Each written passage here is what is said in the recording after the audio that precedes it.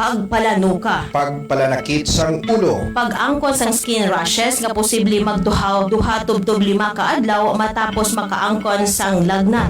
Sunod naman sa mga eksperto nga hindi na paghulato ng mga rashes o kung anuman nga sintomas sang dengue. Kung may hilanat ng pasyente, idiretso na sa pinakamalapit nga rural health centers para ipa-dengue test. Magbinuligay kita sa pagpagtatana sang lamok nga nagadala sang balanihan nga dengue.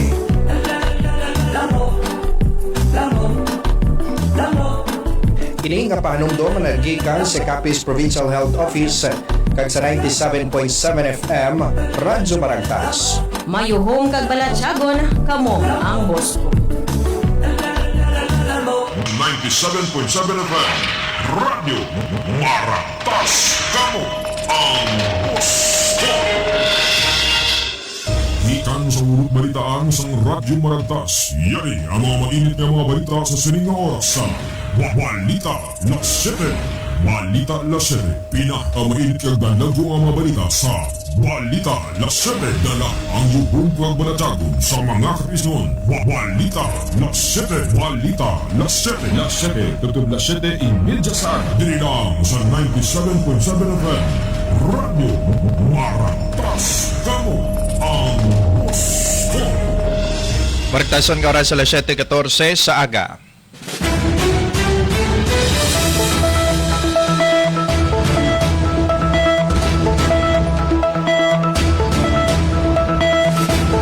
Capiz, Pilipinas, Western Visayas, welcome sa pagpangalagad sa Maragtas Balita Las 7. Martes, petsa 9 sa bulan sang Setyembre 2025 kagkaroon sa aton nga mga headlines sa aton nga top story of the day.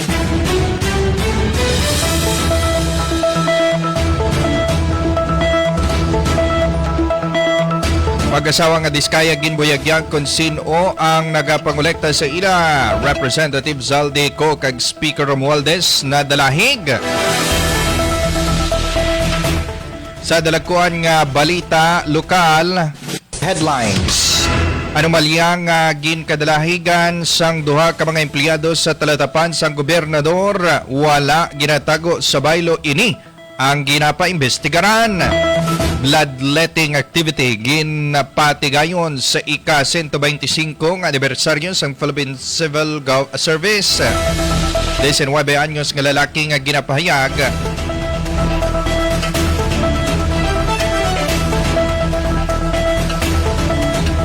nagpangawat sa duha ka mga unit sang cellphone sa Banuan sa Mambusaw, arestado sang kapulisan. Duha sa 4 ka mga nadakpan sa drug buy bust operation positibo sa drug test. 36 anyos nga lalaki patay matapos nga malumod sa sapa sa Banwa sang Dumalag. Balita Nasional. Headlines. Soto gintalusan sa Escudero bilang bagong nga Senate President sa ika-20 nga Kongreso. Department of Justice handa nga ibutang sa State Witness Program ang mga Diskayas kung mapamatudan nga hindi most guilty. Hearing ni Duterte sa ICC ginpaisol. Duha kay engineer nga nadalahig sa kontrobersal nga flood control project nagagamit sang lain nga pangalan kung magkasino. Balita sa luwasang pungsod. Headlines. 19 ang nagkalamatay tugas sang demonstrasyon sa pungsod Nepal. Pagkalautod sang underwater cable sa Red Sea, ginatanaw nga rason sang sobra kahinay nga signal sang internet sa pila ka mga pungsod. Balita sa negosyo. Headlines. Isa naman kapagtaas ang presyo sang produkto sang gatong lauman sa masunod nga semana. Sa sports news. Headlines. Obiena nakakuha sang bronze medal sa tournament sa pungsod China. Samtang sa entertainment balita, headlines. Main Mendoza gindepensahan ang iya sining bana nga si Arjo Atayde matapos nga nadalahig nga isa sa mga ginaligar na kabaton sang kickbacks. Bandiyan man ang pinakauling lakat sang panahon live direkta sa aton nga Pag-asa Weather Center with Pag-asa Rojas. Ini nga pagpangalagad builog nga ginadulong sa inyo sang Amigos Herbal Coffee Mix. Ang Amigos Coffee ang may 15 ka herbal ingredients. Kape na, may health benefits pa. No pang ginahulat ninyo, mag-inom na kita sa aton nga kape, ang Amigos Herbal Coffee Mix. Ari na, ginapakilala, Amigos Skillet Herbal Coffee. Amigos Skillet Herbal Coffee. Ako si Sam Grande, isa ka call center agent. Sa una, alimik ni kabayo. Magulay pagit kay damo akong racket sa kisagol pero nagapananakit ang akong nga ulo pagtugan. May na lang kayo nadiscoveryan ko ang Amigos Skillet Herbal Coffee na amo gidya nagpaayo sa akong nga ginamatsyag. Ganik talawin nga man ang nga kape kay epektibo kayo. Amigos Skillet Herbal Coffee. Ang sapat sa kakapoy, pasmo, ubo, hilanat, ulcer, arthritis, diabetes, cancer, sakit sa hawa, sakit sa kidney, kag madamo pa nga mga balatian. Amigos Skillet Herbal Coffee. Maayo para sa mga nagkalain-lain nga mga komplikasyon. Amigos Skillet Herbal Coffee. May mangosteen, green coffee bean, Garcinia Cambogia, ampalaya, green tea, guyabano, ginseng, psyllium husk, spirulina, stevia, vitamin C, kag L-carnitine. Amigos Skillet Herbal Coffee. Manamit na, natural pa. Mabahal sa tanan nga mga butika sa inyong lugar. Para sa matilong nga dugo, DTX 500. Para sa healthy nga tayo, DTX 500. Ang DTX 500 ang may mataas nga antioxidant. Nga amo naman ang nagatindog sa imo atay. Basta tindog atay, happy kanunay. DTX 500. Masalikat, epektibo. DTX 500. DTX 500. Ako si Sir Manuel ang barangay Tabuhayon, Cavite. Ay manatian ako asin sa suso. Pero sa pag-inom ko na sa ang DTX 500, may alibiyogin dyan. Natula ko ang bukol. Mayogin ang DTX 500. DTX 500. Makat sa mga butika.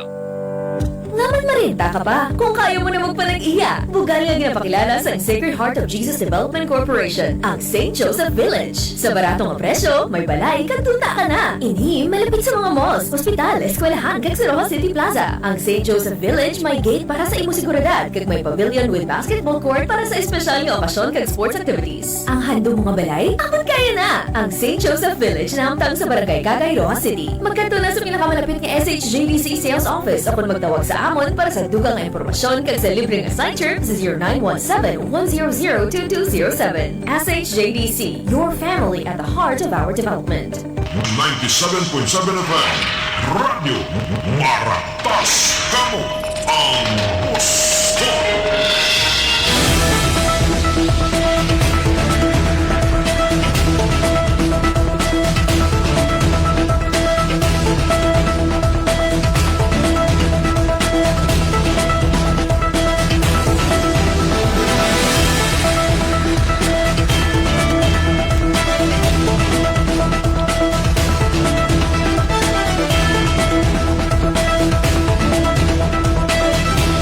Kagkaroon lito na tayo sa mga detalye sa ginpanglinyada nga mga headlines ko po ng inyong mga tag-balita.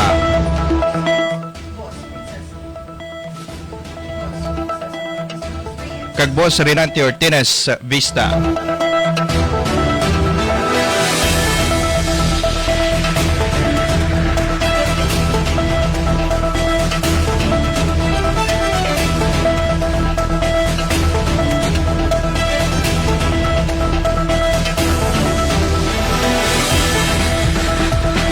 Kagkaroon sa aton nga top story of the day, ginbuyagyag sa mag-asawa nga kontraktor nga Sunday Sara kag Curly Discayas sa ilang nga pagatubang sa Senate Blue Ribbon Committee ang ginaaligar lapnagon nga korupsyon sa likod sa mga proyekto sang gobyerno kung sa rin ilang nga ginbuyagyag sang mga ini ang pila ka mga opisyal sa Department of Public Works and Highways o kun DPWH kag mga mamalidha lakip na Sanday Representative Elizalde Co kag House Speaker Martin Romualdez. Sa panaysayo ni Sara Discaya nagsugod ang tanan sang nagdaog ang ilang kumpanya nga St. Gerard Construction sa mga proyekto pinagi sa fair bidding. Bangod sini nagtukod ang mga inisan dugang mga kumpanya apang sang ulihi suno sa iya mga district engineers, regional directors and DPWH kag mga chief of staff sa mga mamalidha nagasugod sa pagpalapit sa ila nga nagatanyag sa mga proyekto kabaylo sang porsyento. Dugang pa sa mga ini nga gintuyo pa nila nga i-report sa DPWH ang insidente apang wala sila ginsapak. Sa baylo nga ginhambalan sila nga kunluyag nila nga magpadayon ang pagkuha sang proyekto. Dapat sila nga maghatag sang porsyento sa mga mamalidha. Bangod kun hindi, kuhaon sila sa listahan sa mga kwalipikado nga contractors. Ginbuyagyag naman ni Curly Discaya nga matapos nga magdaog sa bidding, may mga opisyalis sa DPWH nga nagpalapit sa iya nga nagahinyo sang 10% tubto 25% nga share sa proyekto bilang kondisyon agod hindi matrasar ang implementasyon. Ginhingadlan sang mag-asawa nga Diskaya ang mga masunod nga opisyal kag mamalidha nga ginaaligar imbulbado sa anomalya. Kalakip na Sanday Terence Calatrava ang anay Undersecretary of the Office of the Presidential Assistant for the Visayas, Congressman Roman Romulo sang Pasig City. Uswag Ilonggo Party List Representative Congressman Jojo Ang. Quezon City District Representative Congressman Patrick Michael Vargas. Quezon City District Representative Congressman Arjo Atayde. Aga Party List Representative Congressman Nicanor Briones. Marikina City District Representative Congressman Marcelino Chodoro. San Jose del Monte Bulacan Representative Congressman Florida Robes. Romblon Representative Congressman Ilandro Madrona. Laguna District Representative Congressman Benjamin Agaraw Jr. kag Anwaray Party List Representative Congressman Florencio Noel.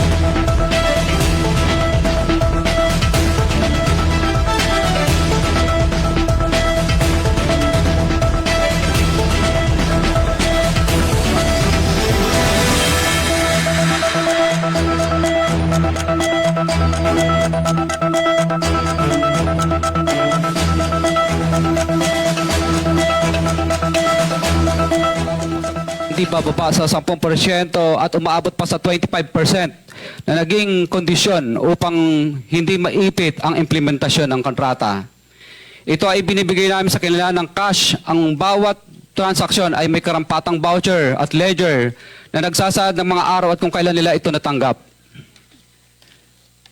Ilan sa kanila ay sina Terence Calatrava, former Undersecretary of Office of the Presidential Assistant of the Visayas of the Philippines, Kong Roman Romulo of Pasig City, Kong Jojo Ang of Uswag Ilonggo Party List, Congressman Patrick Michael Vargas of Quezon City, Kong Juan Carlos Arjo Aytayde of Quezon City, Nicanor Nicky Briones of Aga Party List, Congressman Marcelino Marcy Teodoro of Marikina, Congressman Florida Robes of San Jose del Monte, Bulacan, Congressman Leandro Jesus Madroño of Romblon, Congressman Benjamin Benji Agaraw Jr., Congressman Florencio Gabriel Bem Noel of Anwaray Party List, Kong Leo de Ode Tariela of Occidental Mindoro, Congressman Reynan Arrogancia of Quezon City, Quezon Province,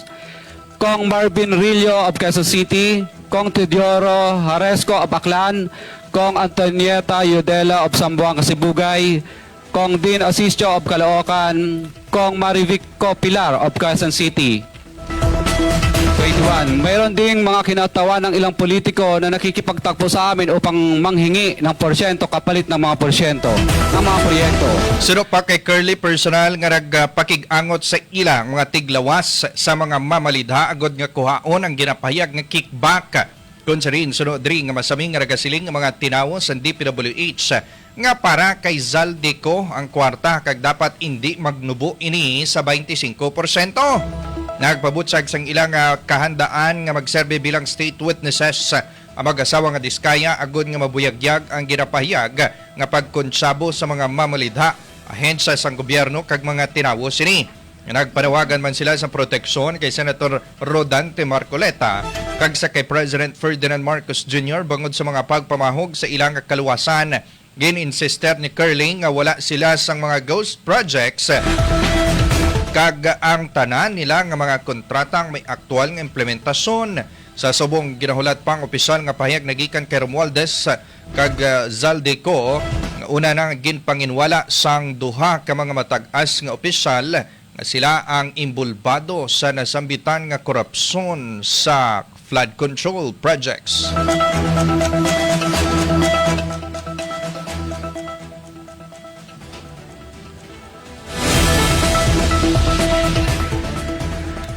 Para naman sa mga dalaguan, balita lokal. Lauman ang pagpasaka sang kaso batok sa duwa o kung masobra pa nga mga empleyado nga na-assign sa talatapan ni Governor Ferdinand H. Castro sa tion nga matipon ang mga dokumento kag mga ebidensya batok sa mga ini may kaangtanan sa maanomalya nga transaksyon sa isa ka hotel kag catering services. Ini ang ginpapanaog nga mando sang gobernador matapos madiskubrihan ni Deputy Administrator for 2nd District Rosemary Gardose ang among anomalya. Duwa ka mga empleyada ang involved sa fictitious purchase request kag bloated attendance. Kung sa diin, isa diri ang detailed mismo sa opisina ni Governor Castro kag ginatagan sang iya lubos nga pagsalig.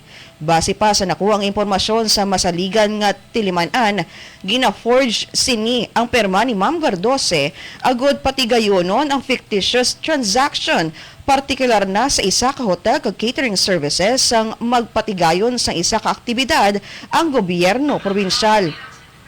Dugang pa nga wala inigin obligar nga mag-resign gikan sa talatapan sang gobernador sa baylo. Ginbalik ini sa iya mother unit nga mong economic enterprise kag makaligal ang duwa ka adlaw nag-resign siya sa iya nga trabaho bangod sang health reasons. Sa karon ginatipon ang pila ka mga ebidensya kag dokumento nga kinahanglanon para sa investigasyon kag posible magapangatubang sa kaso ang natungdan nga mga persona. Samtang ginsiling man sang tilimanan nga ginkakas na sa ila pwesto ang mga nadalahig sa among anomalya kag magapagawa naman ang Kapitolyo sang opisyal nga statement sa tion nga matapos ang investigasyon sa among nga kaso.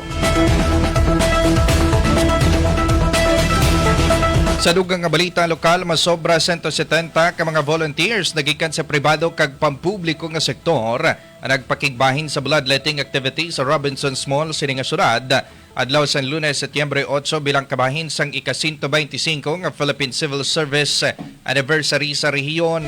Ining ginpangurahan sang Civil Service Commission Field Office sang Capiz sa pagpamuno ni Director 2 Visor T.C. Gaetano. Ang aktibidad ang natigayon nga makatipon sa masobra 90 ka mga bags sang dugo nga ginproseso naman sang Philippine National Red Cross. Ining nga kausa ang ginpatigayon man kaupo ng mga partners ni sa Capiz Council of Human Resource Management, Capiz State University, Philippine Red Cross, kag madamo nga iban pa. Kag para naman sa mga police reports, napasakaan na sang kasong nga theft ang isa ka 19 anyos nga lalaki matapos nagpakuno-kuno nga customer kag nagtaban sang duwa ka units ang cellphone sa isa ka store pasado alas 5 sang hapon sa tinalikdan nga Sabado sa Villarreal Street, Banwa sang Mambusaw. Ginkilalang suspetsado kay alias Totoy, residente sa barangay Calaagos, Mambusaw, Capiz. Suno sa nakuhang impormasyon sa Mambusaw Municipal Police Station, natigayon nga mabalik sa tendera sang store ang duwa ka units ang cellphone nga nagdangat sa 17,000 pesos nga balor. Sa karon nagapabili nini sa kusudiya sa Mambusaw Municipal Police Station para sa nagakaigo nga disposisyon. Nagpositibo sa drug test ang duha ka sa 4 ka mga nadakpan sa ginipatigan nga drug by bust operation sa barangay Banicao, Rojas City. Nibulan nga nagpositibo sa drug test Sanday alias Noah kag alias Rafael, samtang negatibo naman ang mga mag-live-in partner nga Sanday alias Brian Arce Altamia kag Mary Rose de los Reyes. Nagpositibo man nga sabu ang siyam ka sachet nga na-recover sa operasyon. Ini nga ang may market value nga masobra 112,000 pesos. Panumbungon nga paglapas sa RA 9165 o Comprehensive Dangerous Drugs Act ang ginpasaka na sa mga arestado. Kag para naman sa katapusan nga balita lokal, dead on arrival ang isa ka 36 anyos nga lalaki matapos nalumo sa isa ka sapa alas 2 ang hapon kahapon nga adlaw sa sitio Mait, Barangay Santo Angel, Banwasang Dumalag, Capiz. Ginkilala ang biktima kay Manuel Salomeo, residente sang nasambit nga lugar. Base sa nakuha ng impormasyon sa Dumalag Municipal Police Station, yara sa impluwensya sa makulubog nga elimno ng biktima sang ginapahayag na hulog ini sa sapa mga alas 2 ang hapon. Kahapon nga adlaw apang mga alas 5 na sang hapon ini natigayon nga makitaan sang iya mismo nga magulang. Nibaluan nga insigida gin padulungan sang response team ang area kag madasing nga gindala sa ospital ang biktima apang wala gid ini makasalbar sa kamatayon. Kakaroon sa ito naman nga balita nasyonal. Permanente nga ginkakas bilang Senate President sang ika-20 nga Kongreso si Senator Francis Cheese Escudero kag gining ginbusla ni Senator Vicente Tito Soto III kahapon nga adlaw. Sa plenaryo sang Senado gindusot ni Senator Juan Miguel Zubiri ang motion nga inominate si Soto bilang bago nga Senate President nga ginsegundahan ni ni Senador Loren Legarda. Wala sang senador nga nagpamatok sa nominasyon ni Soto bilang leader sang Senado. Kauparang iya pamilya, gilayon nga nagpanumpa si Soto bilang bago nga presidente sang Senado. Samtang napilian bilang bago nga Senate President pro tempore sang ika-20 nga Kongreso si Senator Panfilo Ping Lacson nga nagbulos kay Senator Jinggoy Estrada. Si Senator Juan Miguel Migs Zubiri naman nagserbe bilang bago nga majority floor leader sang ika-20 nga Kongreso nga nagbulos sa kay Senator Joel Villanueva. Senator Soto, Senate President, the Senate is in good hands. I second the nomination of Senator Vicente Soto III as Senate President. I, Vicente C. Soto III, having been elected to the position of Senate President, so help me God. Congratulations, citizen. Thank you, sir. With pride and respect, I second the nomination former Chief PNP as Senate President pro tempore. I, Panfilo M. Lacson, having been elected to the position of Senate President pro tempore, so help me God. Again, with pride, I am honored to second the nomination of Senator Zubiri as Majority Leader. I, Juan Miguel Zubiri, having been elected as the position of the Chairperson Committee on Rules, so help me God. Yari ang 15 ka mga senador nga nagboto pabor sa kay Senate President Tito Soto. Si Senator Ping Lacson, Senator Loren Legarda, Senator Risa Hontiveros, Senator Tito Soto, Senator Migs Zubiri, Senator Rafi Tulfo, Senator Erwin Tulfo, Senator Kiko Panghilinan, Senator Bam Aquino, Senator Win Gatchalian, Senator Lito Lapid, Senator Mark Villar, Senator JV Ejercito, Senator Camille Villar, kag Senator Pia Cayetano. Sanggin pamangkot angot sa rason sang gilayon nga pagbago sa liderato sang Senado, ginapayag ni Soto nga madamo sang problema ginapangatubang sa karon ang liderato apang hindi ini konektado sa mga flood control projects. Samtang santo naman sa report sa pila ka mga national media ginapahingag sini posible rason na ang pagkaimbulbado sa pamilya ni Senator Cheese Escudero sa mga contractors sa flood control projects kag sa pag-archive sa impeachment complaint batok kay Vice President Sara Duterte. Sa piyak nga bahin, handa ang Department of Justice o DOJ nga ipaydalo ang mga kontraktor sang gobyerno nga Sanday Curly kag Sara Descaya sa State Witness Program kung mapamatud-an nga hindi sila most guilty sa ginaligar nga mga anomalya sa mga flood control projects. Ini ang ginkumpirmar ni ang Senate Blue Ribbon Committee Chair Senator Rodante Marcoleta sa pagpadayon sang motopropeo inquiry sang Senate Blue Ribbon sa ginaligar korupsyon sa flood control projects kahapon, Lunes, Setyembre 8. Sa hearing, ginpamangkot ni Senate Committee Vice Chair Senator Erwin Tulfo, si Senate Committee Chair Marcoleta nanungod sa plano sang komite naangot sa petisyon sang mag-asawa nga Descaya nanungod sa pamahog sa ila kabuhi. Sa pahayag ni Diskaya sa sworn statement nga bangod sang katalagman sa kabuhi isang ila pamilya nga pilitan sila nga mag-upod sa among nga pamalakad bisan pa nga hindi nila luyag ang mga ini. Suno kay Senator Marcoleta, gilayon sini nga nagpakig-angutan ang talatapan ni Justice Secretary Jesus Crispin Rimulya sa mga bato ng sworn statement sang mag-asawa nga Diskaya kung sa diin pahayag ni Rimulya nga hindi dapat magkabalaka ang mag-asawa nga Diskaya bangon mayara sila sang provisional immunity kag hindi sila pagapasakaan sang kaso.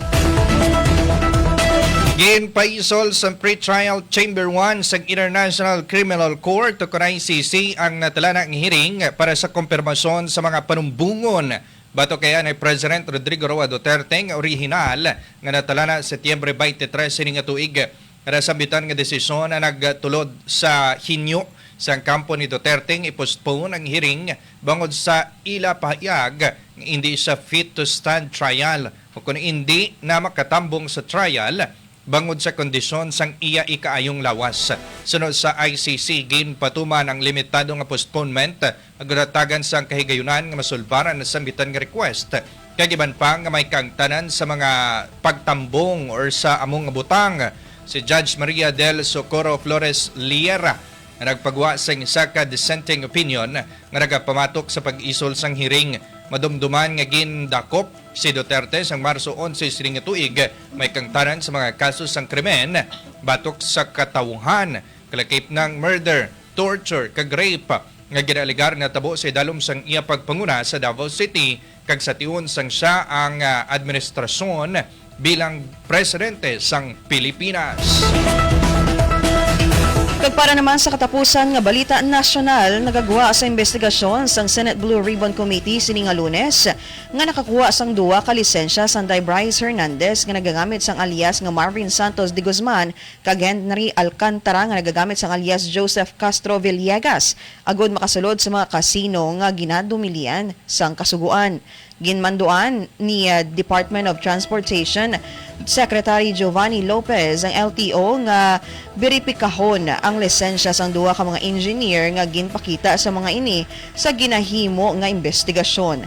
Nahimaloan nga sa hearing sang Senado, ginkanta ni Alcantara si Hernandez nga masami niya nakaupod sa tagsa ka mga hampang ini o kon tagsa ka maghampang ini sa kasino.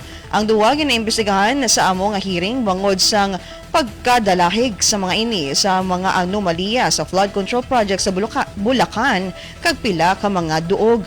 Ginpasalig naman ni Secretary Lopez nga ang Department of Transportation padayon nga komitido sa pagpasakdag sang integridad kag accountability sang tanan nga ahensya nga naangot diri kag ginatun-an ang publiko nga magasuporta ang ahensya sa patigayunon nga investigasyon may kaangtanan sa amo nga kaso.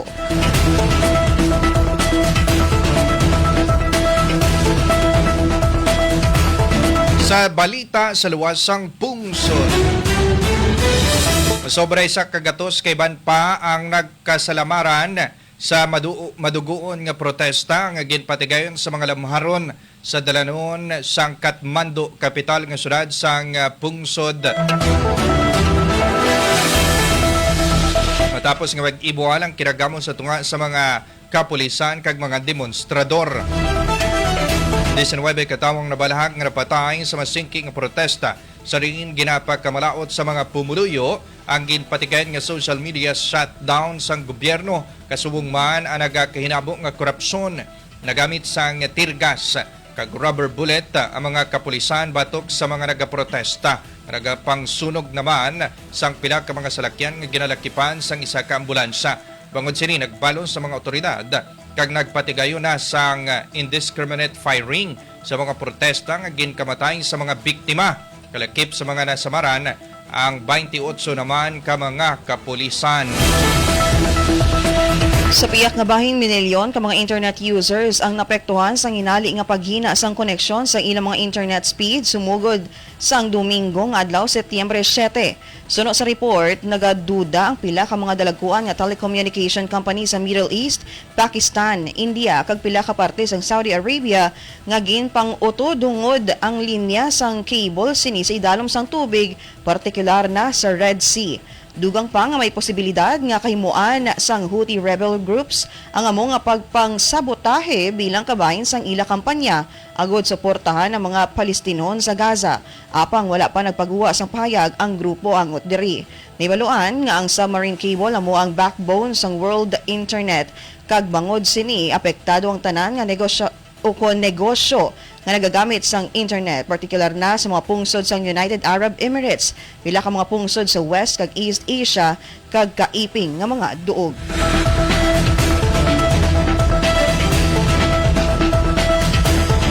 Kakaroon sa ton nga balita sa negosyo. Isa naman kapag taas ang presyo sang produkto sang gatong lauman sa masunod nga semana. May detalye sa report si Boss Jerry Ratso. Lauman ang liwat kapag taas ang presyo sa mga produktong petrolyo sa masunod nga semana. Base sa Department of Energy o kon DOE, mahimo nga madugangan sang tubtob piso kada litro ang gasolina, samtang ang diesel pagadugangan sang 1.40 pesos kada litro. Ang kerosene magataas ang tubtob 0.80 pesos kada litro. Pila sa mga rason nga nakitaan sa DOE, amo ang padayon nga pag-atake sang Russia sa Ukraine, subong man ang $1 nga pagtaas ang presyo sa langis matapos yung patuman sa US ang sanctions sa Iran. Ini si Boss Jerry Siracho Jr. para sa DYCL 97.7 FM. Mayuhom kag Balatyagon, kamo ang boss ko.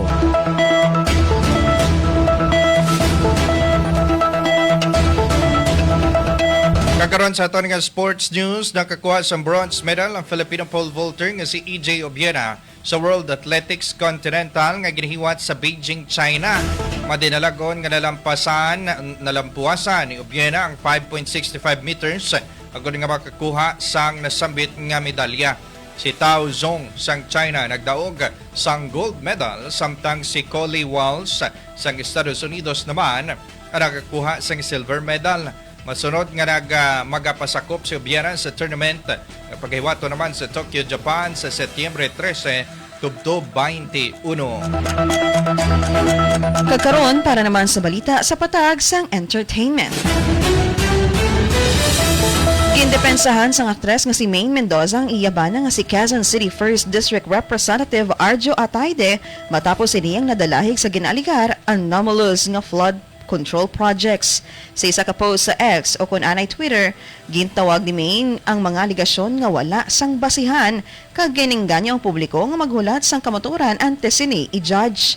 Ginpahayag ni Maine nga wala sang salang nga nahimo si Atayde kag tinagipuson ini nga nagaserbisyo sa iya nga distrito.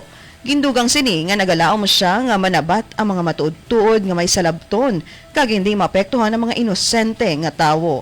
Samtang hugot naman nga ginpanginwala ni Atayde ang akusasyon kag ginpahayag nga wala gid siya ukon nakapakig-angot sa mga kontraktor ukon may nabaton nga benepisyo gikan sa mga proyekto. Kakaroon sa pinakauling nga lakat sang panahon live direkta sa aton nga Pagasa Weather Center with Pagasa Rojas. Manginkaupod naton si Pagasa Kimberly Wenceslao. Good morning.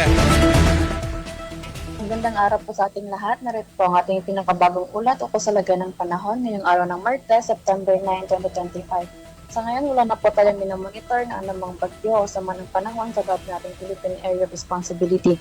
Ngayon tama, nagbabalik po ang ating easterlies o ang mainit na hangin na galing dagat Pasipiko na siya nakaka-apekto at magdadala ng mga maulap na kalangitan, pagulan, pagkulog at pagkidlat sa buong bansa, lalo na dito sa may Southern Luzon, Bicol Region, Mimaropa, Quezon Province at maging sa may area din ng Panay Island at sa may area din ng Northern at Eastern Samar. Inaasahan na magdadala itong easterlies ng mga biglaang pagbuhos ng ulan, kulog at pagkidlat, lalo na sa bandang hapon o gabi. Para naman po sa panahon natin dito sa Western Visayas, particular na sa lalawigan ng Capiz, makaranas po tayo ng bahagyang maulap hanggang sa kung minsan ay maulap na kalangitan ngayong araw. Asahan din ang posibleng mga pag-ulan na may pagkulog at pagkidlat, lalo na sa may bandang hapon o gabi na dulot ng mga localized thunderstorms na dala nitong easterlies. Para naman po sa laga nating hangin at kadagatan, inaasahan ng mahina sa katamtaman ng lakas ng hangin mula sa direksyong northeast to north na magdudulot ng mahina hanggang sa banayad na pag-alon sa ating kadagatan.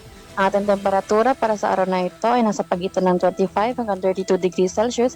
Ang araw ay sumikat kaninang 5:45 ng umaga at lulubog mamayang 6:02 ng hapon. Muli ito po ang ating latest weather update mula sa tanggapan ng Pagkasarawa City. Magandang araw.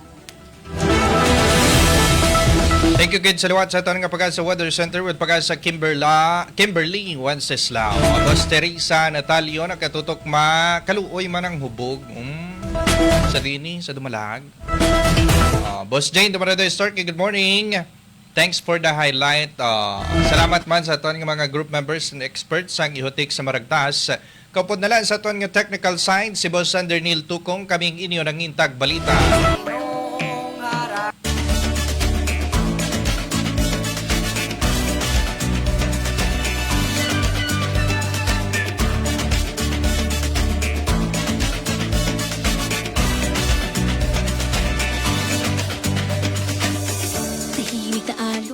Ini si Boss Princess Angrones de los Reyes. Kag Boss Renante Ortiz Vista. Madama sa puso ng bawat isa, ligaya ka, nung ba'y nawawala?